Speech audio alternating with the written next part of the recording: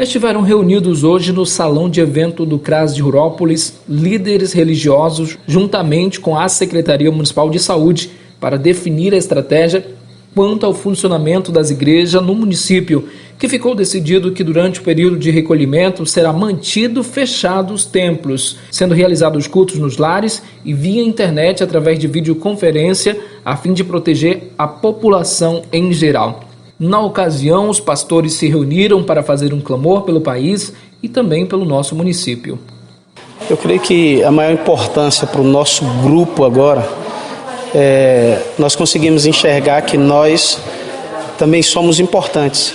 E não só no aspecto talvez de ser o pastor da igreja em si, mas a influência que a igreja tem sobre todo o mundo, podemos dizer aqui na nossa região, sobre o nosso município. Então a importância de cada um de nós, dos pastores, é pelo alcance que nós temos das pessoas, de diversas idades, entendeu? Nós temos diversas classes sociais, nós temos alcance a essas pessoas. E nós estarmos juntos aqui é tomarmos uma decisão para nós recebermos, talvez, sabemos que esse vírus ele vem alcançando o mundo e já chegou no Brasil, e a região norte já está sendo alcançada também. E por que nós não seremos alcançados por esse vírus?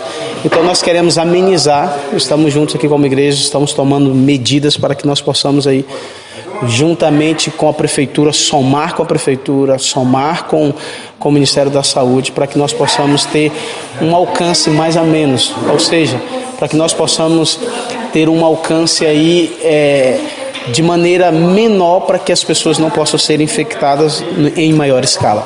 Olha, hoje nós temos mecanismos, diversos mecanismos, nós vamos priorizar as redes sociais, ou seja, nós vamos priorizar a internet, os aparelhos, para que nós possamos alcançar as pessoas.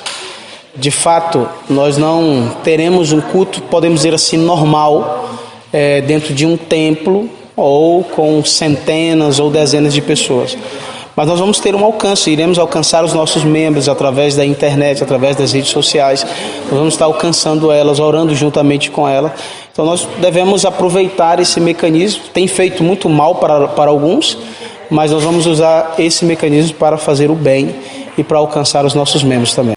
Dado o momento em que vivemos, que exige todo o cuidado necessário, nós achamos por bem, e até também temos a orientação da nossa liderança, que a gente deva tomar todas as orientações que recebemos, e é um momento que nós precisamos também nos preocupar, mesmo como servos de Deus, mas nós temos muitas pessoas que nós lidamos com elas todos os dias. Então precisamos nos preocupar com essas pessoas que fazem parte da comunidade em que vivemos ou da sociedade em que vivemos. Então foi de fato uma decisão muito bem tomada para que possa assim precaver a todos e todos ter a prevenção necessária neste momento de muita necessidade de precaução a todos, idosos, crianças, jovens, independente da idade. É um momento que está precisando, está exigindo, na verdade, todo o cuidado necessário. Como foi tratado, o procedimento será por via online até. Nós vemos uma época que a tecnologia oferece condições para que a gente realize esses trabalhos. Então, havíamos até falado de fazermos não só um culto durante o dia, uns 3 ou 4 cultos, mas diante da orientação das autoridades competentes, autoridade da saúde, autoridade do governo, ou representante do mesmo, nós estaremos realizando, como foi colocado também, até trabalho nos lares, culto nos lares, né? E assim estaremos fazendo o trabalho de Deus, como foi bem dito, a igreja somos nós, a casa onde nós nos reunimos é o templo, e a igreja somos nós que continuaremos sempre de pés e abertos para glorificar e adorar a Deus. Bom dia a todos. Ao responder o decreto da Prefeitura de Rurópolis, também do Dom Vilmar Santim Ocar, como bispo da Prelacia de Itaituba, eu sou Padre João Guaian Esvede, pároco da Paróquia Santíssima Trindade de Rurópolis, pedindo encarecidamente para todo o povo de Deus, especialmente da Igreja Católica, para suspender todas as atividades, seja catequese, formação e algumas atividades semelhantes em grupo até um tempo indeterminado. Precisamos ficar mais em casa fazendo nosso caminho de fé como o povo de Israel antigamente. O Pai preside como presidente da oração dentro da igreja, transformando a casa como um lugar da convivência e de partilhar da palavra de Deus, e a família se torna igreja dentro da casa. Mesmo não podemos nos reunindo dentro da igreja central atualmente, mas nossa família deve ter essa consciência de construir uma igreja no seu lar.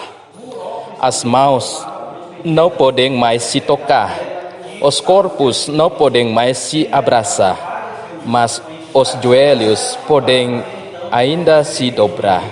Obrigado. Benção de Deus e proteção da Nossa Senhora Aparecida a todos nós. Amém. A gente olha como uma situação de saúde pública, olhando para cada pessoa, né? E não exatamente fechar as igrejas porque somos nós, mas fechar os templos e a gente continuar cultuando nas nossas casas e aí trabalhando para minimizar essa questão do coronavírus.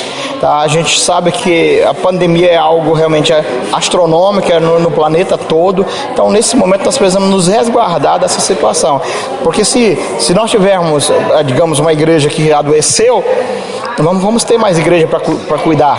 Então assim, nós precisamos nesse momento trabalhar junto com o município, tá? Para que venha realmente amenizar a situação, e nós vamos continuar com os cultos sim nos lares, com os cultos aí através da internet, e vamos estar trabalhando para que realmente isso aconteça com um impacto bem pequeno no nosso município. Olha, sim, muito produtiva e gostei muito de ter participado. Acredito que foi de um esclarecimento muito grande para todos nós. E como liderança, com todas as lideranças que estavam aqui, chegamos num acordo unânime e entendemos que fechar os templos e não a igreja, porque a igreja somos nós, é de suma importância. E hoje é uma batalha que a gente vence junto. Se a gente não se ajuntar, se a gente não entender que nós somos seres humanos, somos cidadãos, somos liderança, e juntar nossas forças para estar somando força, a gente pode acabar, em vez de somar, dividir, que não é o objetivo da igreja. Até mesmo que a própria palavra pede para a gente ser exemplo, né? E ser os primeiros a dar exemplo. Então acredito que Rurópolis em si, ela já está, em relação a todas as lideranças evangélicas, está um passo bem adiantado, onde todos tiveram aí esse mesmo pensamento de fechar seus templos e reunir cada família na sua casa, não deixando de orar, mas pelo contrário, eu acredito que a gente entrou nessa junta e a gente vai sair mais forte junto de tudo isso. Não é um momento fácil, é um momento difícil, onde não só Rurópolis, mas o mundo inteiro está passando por tudo isso. E eu acredito que a melhor prevenção é prevenir. Então, se a gente tem a oportunidade de prevenir, então por que não fazer?